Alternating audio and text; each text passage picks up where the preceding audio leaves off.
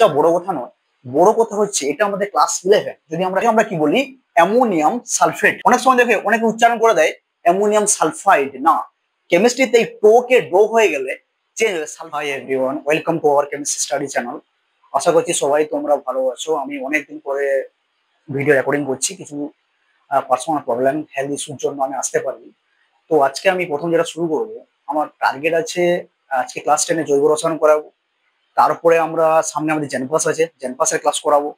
তারপরে আমরা নিট জেই মেন্স এর কিছু ক্লাস করানোর চেষ্টা করবো, এবং যে সেমিস্টার 2 আর সেমিস্টার 4 আছে, যেটা আমাদের এমসিকিউ হবে না, আমাদের লেন্দি কোশ্চেন হবে, তারও কিছু কোশ্চেন অ্যান্সার আমি পড়াবো বা কিছু টপিক আমি পড়াবো। তো আজকে যেটা পড়াবো ক্লাস 10 এর লাস্ট যে চ্যাপ্টারটা আছে, ওরাই কি বলছে অর্গানিক কেমিস্ট্রি।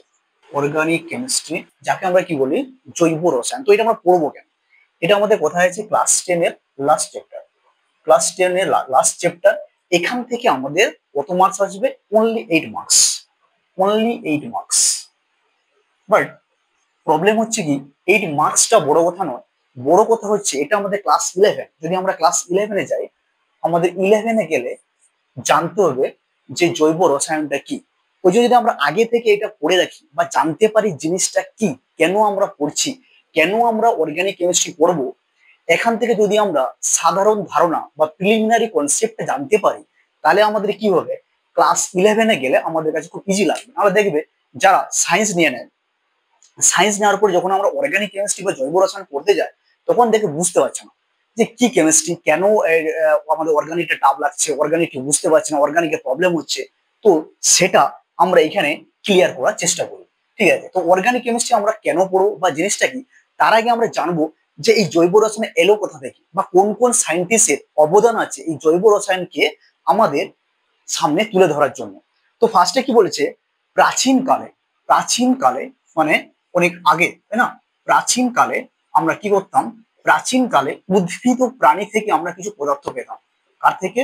উদ্ভিদ ও প্রাণী, তাই না?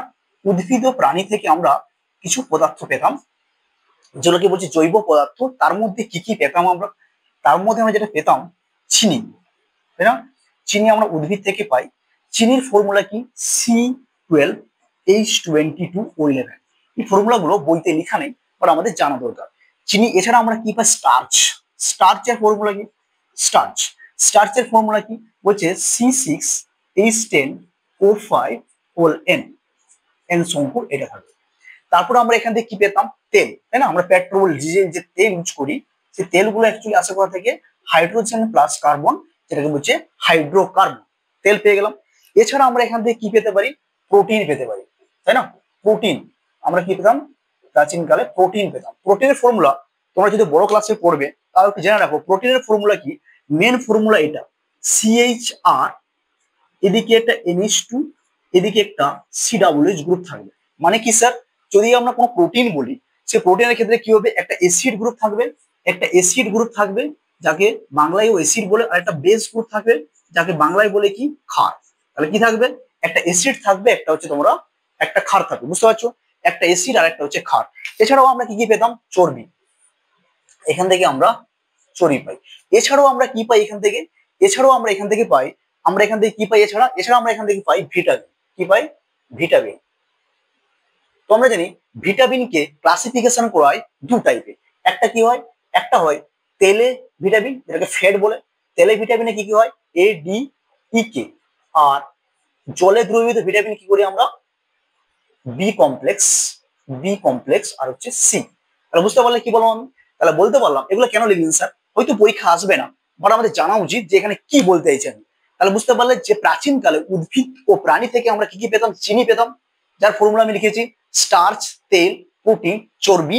এছাড়াও আমরা কি পাচ্ছি? ভিটামিন পাচ্ছি এখান থেকে। এছাড়াও আমরা কি? অ্যালকোহল। অ্যালকোহল আমরা সবাই জানি। ভিটামিন ছাড়াও আমরা কি পাই? অ্যালকোহল। ধরো এটাকে আমি ক্লিন করবো। এরপর আমরা কি পেতাম? অ্যালকোহল। তো অ্যালকোহলের ফর্মুলা আমরা কম বেশি সবাই জানি, কিন্তু অ্যালকোহল যারা খায় বা যারা পান করেন, তারা কিন্তু অ্যালকোহলের ফর্মুলা জানা লাভ নেই, তাই না? ওনাদের খেলেই হলো এবং শরীরটাকে ক্ষতি করা হচ্ছে ওনাদের মেন লক্ষ্য। তাহলে অ্যালকোহলের ফর্মুলা কি হয়? অ্যালকোহল, আমরা যদি অ্যালকোহল লিখি, তোমরা জানো অ্যালকোহলে আমরা যে দুটো জিনিস পড়ে থাকি, একটা OH গ্রুপ থাকবে এবং যে দুটো ফর্মুলা আমরা জানি সাধারণত আমরা পড়ি, একটা CH3OH, একটা তোমার কি হয় CH3CH2OH, যেটাকে আমরা লিখতে পারি C2H5OH। এটাকে বলে কি মিথানল, এটাকে বলে মিথানল, এর IUPAC নাম। আর যদি আমরা সাধারণ নাম বলতে চাই, যেটাকে বলে বাণিজ্যিক নাম, যেটা ইন্ডাস্ট্রিয়ালি পাওয়া যায়, তাকে বলে কি মিথাইল অ্যালকোহল। কি বলে মিথাইল অ্যালকোহল, বুঝতে পারছো কি বলে মিথাইল অ্যালকোহল। আর যদি আমরা এটাকে বলি, এটার আইপিএসি নাম কি বলছে ইথানল, এর আইপিএসি নাম বলছে ইথানল, বাট একে যদি আমরা ইন্ডাস্ট্রিয়ালি কোথাও কিনতে যাই দিয়ে বলি ইথানল, তাহলে বুঝতে পারবে না দোকানদার, আমাদের কি বলতে হবে ethyl alcohol, ethyl alcohol. Clear?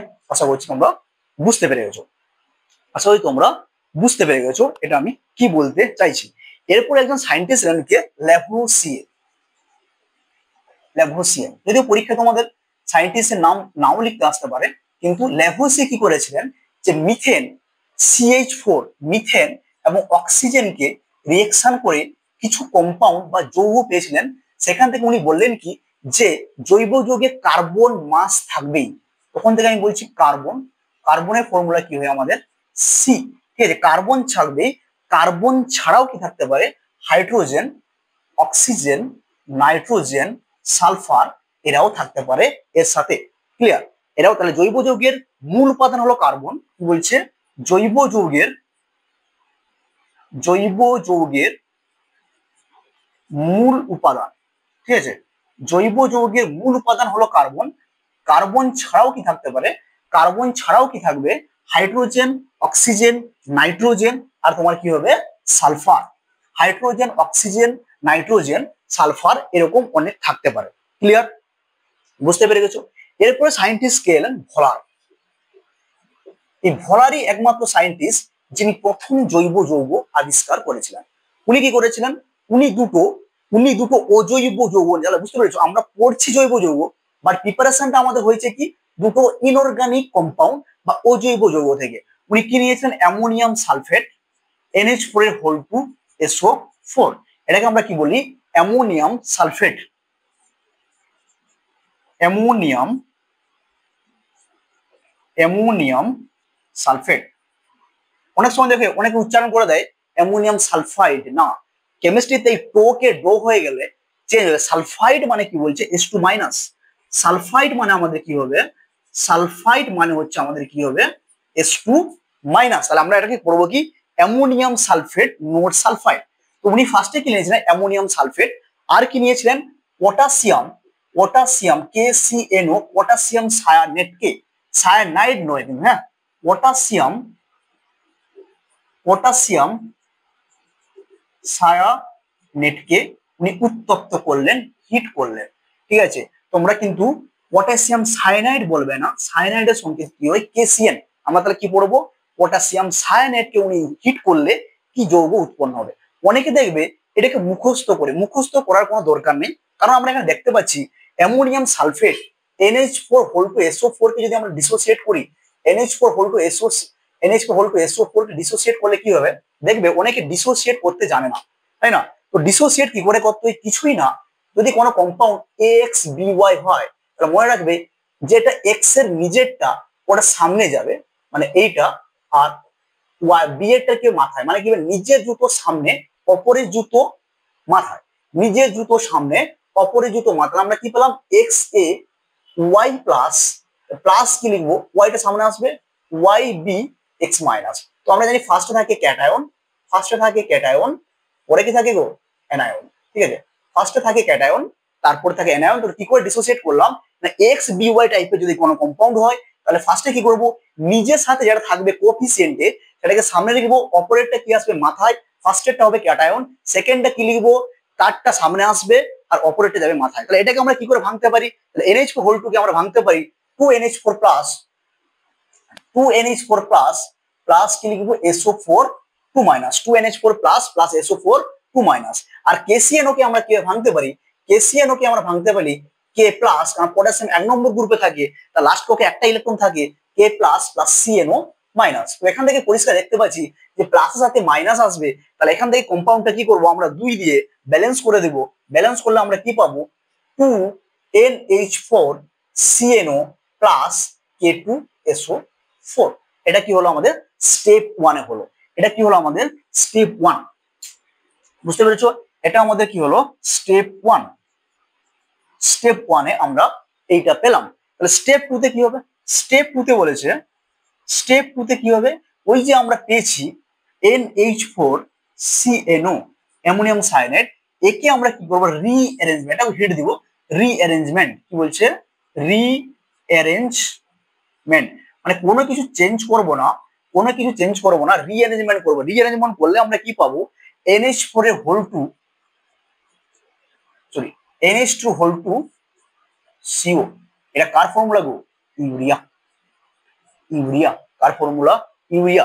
বা এটাকে আমরা লিখতে পারি কি CO, এটাকে আমরা লিখতে পারি CO NH2 হোল 2, বা এটাকে লেখা হয় NH2C double bond O NH2, NH2C double bond O NH2। ঠিক আছে? ওটা হবে না, তাহলে ব্যালেন্স হচ্ছে না, আমাদের ওটা মুছে দিতে হবে। তাহলে কি হচ্ছে, এটা হচ্ছে ইউরিয়া ফর্মুলা। তাহলে ভোলার কি করলেন, প্রথমে নিয়েছিলেন ammonium sulphate, potassium cyanide, potassium cyanate, cyanide নয় হ্যাঁ, পটাশিয়াম সায়ানেট KCNO কে উনি হিট করলেন। হিট করার ফলে আমরা কি পেলাম? NH4CNO plus K2SO4। NH4CNO কে আমি হিট দিলে রিঅ্যারেঞ্জমেন্ট করে কি পেলাম? আমি ইউরিয়া পেলাম। আর ইউরিয়া হচ্ছে প্রথম জৈব যৌগ, প্রথম জৈব যৌগ। আশা করছি তোমরা সিস্টেমটা বুঝতে পেরেছো। এরপরে কি এলেন? এরপরে এলেন কলবে। তোমরা নাম শুনবে যখন বড় ক্লাস উঠবে, কলবের তড়িৎ বিশ্লেষণ। তো কলবে কি বলেছে? কলবে বলছে কার্বন, হাইড্রোজেন এবং অন্যান্য যৌগকে নিয়ে উনি একটি যৌগ তৈরি করেছেন, যেটাকে বলছে অ্যাসিটিক অ্যাসিড। তাহলে কলবে কি করলো? কলবে, সরি কলবে, কলবে কি করলেন? বলছে কার্বন নিয়েছে, হাইড্রোজেন নিয়েছে, অন্যান্য কোনো যৌগ নিয়েছে, অন্যান্য যৌগ নিয়েছে। নেওয়ার ফলে কি করেছে? এখান থেকে একটা যৌগ তৈরি হয়েছে, যেটা হচ্ছে অ্যাসিটিক অ্যাসিড CH3COOH, যেটা হচ্ছে দ্বিতীয় জৈব যৌগ, যেটা হচ্ছে তোমার দ্বিতীয় জৈব যৌগ। তো আমি এটা দেখাচ্ছি কিভাবে হলো এটা। আমি একটা নিলাম CH3CH2OH, দেখো কার্বনও আছে, হাইড্রোজেন, অক্সিজেন আছে, এটা ইথানল। এখানে আমি কি করেছি? অক্সিডেশন করব, বড় ক্লাসে গেলে পড়বে, এরকম অক্সিজেন দেওয়া হয়। অক্সিডেশন আমরা কি দিয়ে করি? K2Cr2O7, একে বলে কি পটাশিয়াম ডাইক্রোমেট। তাহলে কি লিখছি আমি? ইথানল বা ইথাইল অ্যালকোহলকে আমি অক্সিডেশন করছি, কি দিয়ে করা হয়? K2Cr2O7। যখন অক্সিডেশন করা হয়, ফার্স্ট স্টেপে কি হবে? এখান থেকে হাইড্রোজেনটা বেরিয়ে যাবে, -H2। এখান থেকে আমরা পাবো কি? CH3CHO, CH3CHO। নেক্সট যদি তুমি অক্সিডেশন করো, নেক্সট অক্সিডেশন করলে কি হবে? অক্সিজেন অ্যাড হবে এবং পাবো কি আমরা? CH3COOH, যেটাকে বলে অ্যাসিটিক অ্যাসিড, বা একটু পরে আমরা পড়বো ইথানোয়িক অ্যাসিড, যখন আইপিএসি নাম পড়বো। তাহলে এই করে আমরা অ্যাসিটিক অ্যাসিডের প্রিপারেশন করতে পারি। এরপর কি আসছেন? বিজ্ঞানী বার্থলেট। বিজ্ঞানী বার্থলেট, বার্থলেট কি করলেন? উনি কি আবিষ্কার করেছিলেন? মিথেন। ঠিক আছে, উনি কি আবিষ্কার করেছিলেন? Methane, methane CH4। তো বর্তমান দেখা গেছে কি, যে প্রাকৃতিক ছাড়াও আমরা 95% কম্পাউন্ড, 95% যৌগ আমরা কৃত্রিম ভাবে তৈরি করতে পারি। 95% যৌগ আমরা কি করতে পারি? কৃত্রিম ভাবে প্রিপারেশন করতে পারি 95% যৌগকে। তো এখান থেকে জানা গেল যে কার্বন, কার্বন মানে হচ্ছে জৈব যৌগ, কার্বন মানে হচ্ছে জৈব যৌগ, কার্বন থাকলেই হবে জৈব যৌগ, কার্বন মানেই জৈব যৌগ। কিন্তু সরি, জৈব যৌগ মানেই কার্বন, লেখাটা ভুল হয়ে গেল। জৈব যৌগ মানে হচ্ছে কার্বন, জৈব যৌগ মানে হচ্ছে কার্বন, কিন্তু কার্বন মানেই জৈব যৌগ নয়। কি বললাম? জৈব যৌগ মানেই হচ্ছে কার্বন, কারণ জৈব যৌগের মধ্যে কার্বন মাস থাকবেই, কার্বন মাস থাকবেই, কিন্তু কার্বন মানেই যে জৈব যৌগ হবে সেটা কিন্তু, সেটা কিন্তু নয়। কিরকম স্যার একটু বলুন তাহলে। তাহলে আমরা এরপরে আসবো জৈব যৌগ কাকে বলে, বা অর্গানিক কম্পাউন্ড জিনিসটা কি, তাই না? জৈব যৌগ কাকে বলে বা অর্গানিক কম্পাউন্ড জিনিসটা কি।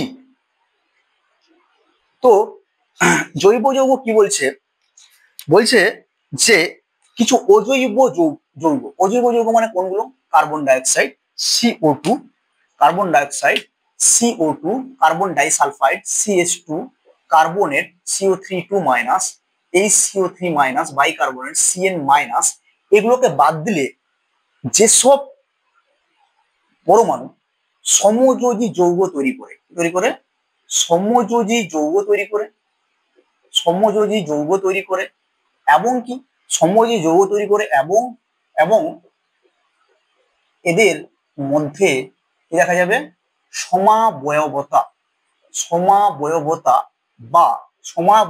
বা ক্যাটিনেশন ধর্ম দেখা যাবে, সমাবয়বতা বা ক্যাটিনেশন ধর্ম দেখা যাবে, তাদেরকে আমরা জৈব যৌগ বলবো। তাহলে কি বলছে যে কিছু অজৈব যৌগ বাদ দিয়ে কার্বন থাকবেই, সেই কার্বন থাকবেই এবং অন্যান্য পরমাণুর সঙ্গে যুক্ত হয়ে বা মূলকের সঙ্গে যুক্ত হয়ে সমযোজী যৌগ তৈরি করবে এবং এদের মধ্যে সমাবয়বতা এবং ক্যাটিনেশন ধর্ম দেখা যাবে, তাদেরকে আমরা কি বলবো, অর্গানিক কম্পাউন্ড বা জৈব যৌগ, অর্গানিক কম্পাউন্ড বা কি বলবো আমরা, জৈব যৌগ। বুঝতে পেরেছো? তাহলে আমি কেন বলেছিলাম যে জৈব যৌগ মানেই কার্বন, কিন্তু কার্বন মানেই জৈব যৌগ নয়। দেখো এখানে কার্বন আছে কিন্তু জৈব যৌগ নয়, জৈব যৌগ নয়, জৈব যৌগ নয়। ক্লিয়ার? তাহলে বুঝতে পেরেছো আমার কোশ্চেনের মানেটা কি। এবারে আমরা পড়বো জৈব যৌগ এবং অজৈব যৌগের মধ্যে পার্থক্য।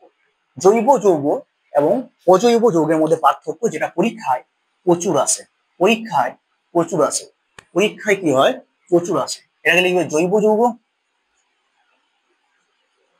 এটাকে লিখবে তুমি অজৈব যৌগ। যেটাকে ইংলিশে বলছে অর্গানিক কম্পাউন্ড, একটা হচ্ছে ইনঅর্গানিক কম্পাউন্ড। এটা লেখার সময় প্রথমে এভাবে লিখবে, দিলে মাধ্যমিকে ভালো নাম্বার পাবে। একটু পয়েন্ট দিয়ে ফার্স্ট লিখবে সংজ্ঞা, সংজ্ঞাতে কি লিখবে, সংজ্ঞাতে নাম্বার 1 লিখবে যে জৈব যৌগ জৈব যৌগ মানেই কার্বন থাকবে, কার্বন কার্বন থাকবে, এছাড়াও কি থাকতে পারে, হাইড্রোজেন, নাইট্রোজেন, অক্সিজেন থাকবে। একটা এক্সাম্পল দিয়ে দিবে, ধরো C12H22O11 বা C6H12O6। ভুল করছো। অজৈব যৌগ কি বলেছে, অজৈব যৌগতে বলছে, অজৈব যৌগতে বলছে যে কার্বন, কার্বন থাকতেও পারে আবার নাও থাকতে পারে, কার্বন থাকতেও পারে আবার নাও থাকতে পারে। সেটা কিরকম, একটা এক্সাম্পল দাও। এক্সাম্পল হচ্ছে NaCl, দেখো কোনো কার্বন আছে, তুমি বলছো এটা সি না এটা Cl, ঠিক আছে, NaCl, এখানে কোনো কার্বন নেই, এটা সংজ্ঞা হয়ে গেল।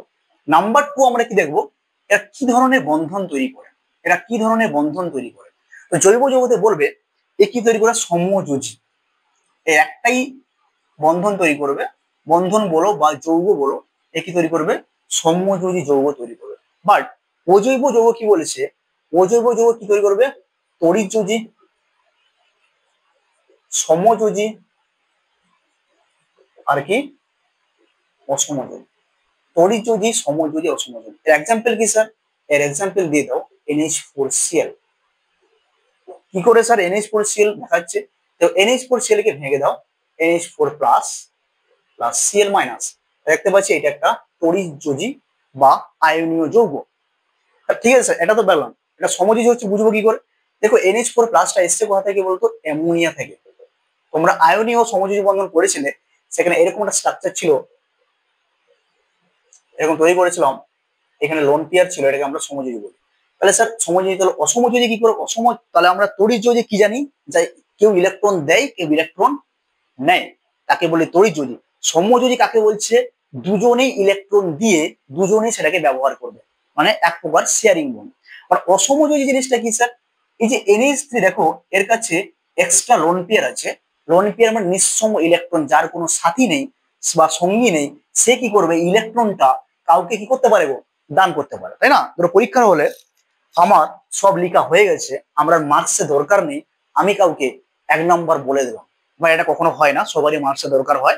তাহলে এখান থেকে আমরা দেখতে পাচ্ছি H প্লাস আছে, তো সে কি করলো, এখানে ইলেকট্রনটা ডোনেট করলো, ডোনেট করছে, দেখো ডোনেট করে কি হচ্ছে NH4 প্লাস, কারণ ডোনেট করা মানে প্লাস হয়েছে, এই যে দান করছে এই এরোটাকে বলছে কি কোঅর্ডিনেট কোভ্যালেন্ট বন্ড, বা বাংলায় হচ্ছে অসমযোজী যৌগ। কি বলছে? অসমযোজী যৌগ। ক্লিয়ার? তাহলে বন্ধন আমরা পেয়ে গেলাম।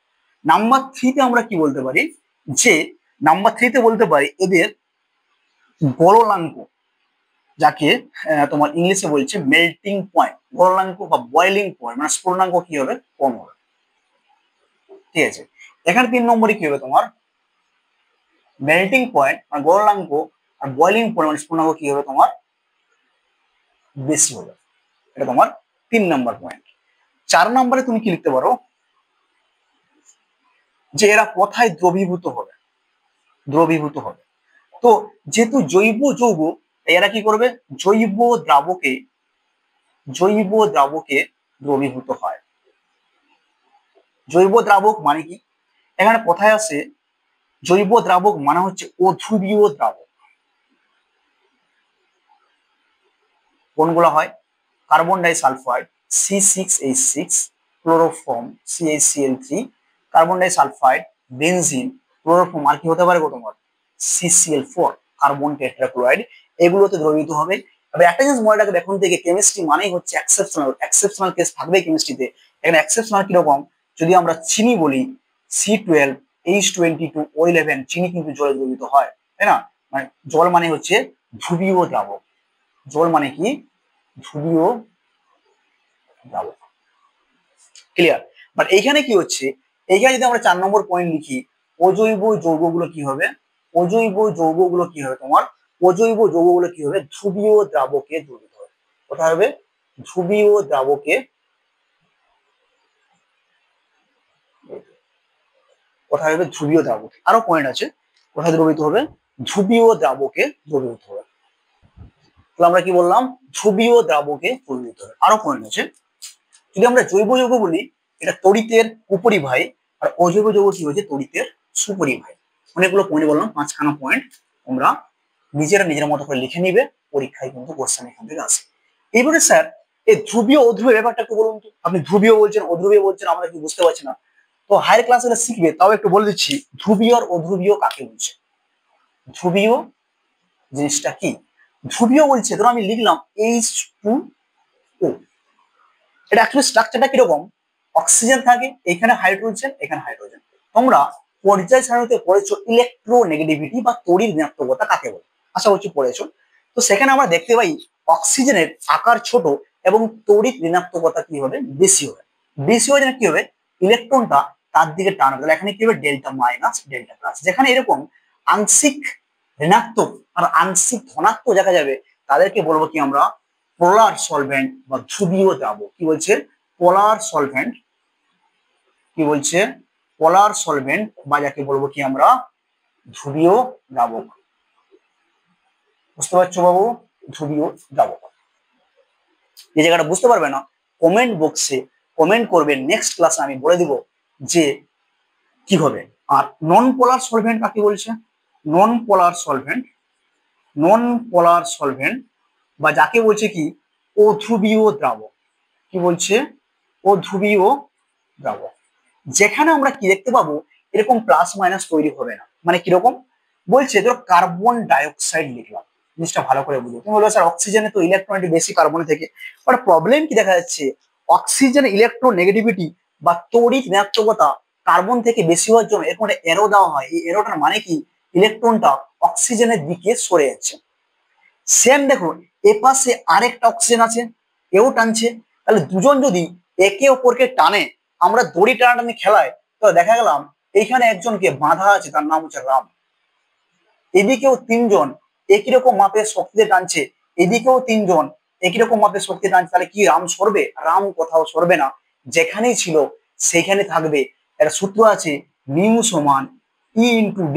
বড় ক্লাসে শিখবে, মিউটা হচ্ছে দ্বিমেরু ভ্রামক।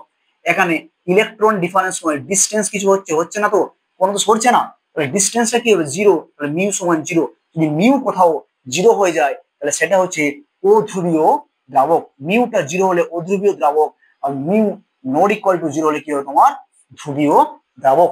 ক্লিয়ার? বুঝতে পেরেছো? আশা করছি বুঝতে পেরেছো। এর ডিটেলস জানতে হলে তোমাকে 11-এ সায়েন্স নিয়ে পড়তে হবে এবং কেমিস্ট্রিটা রাখতে হবে। ক্লিয়ার? ধ্রুবীয় অধ্রুবীয় আমরা বলে দিলাম।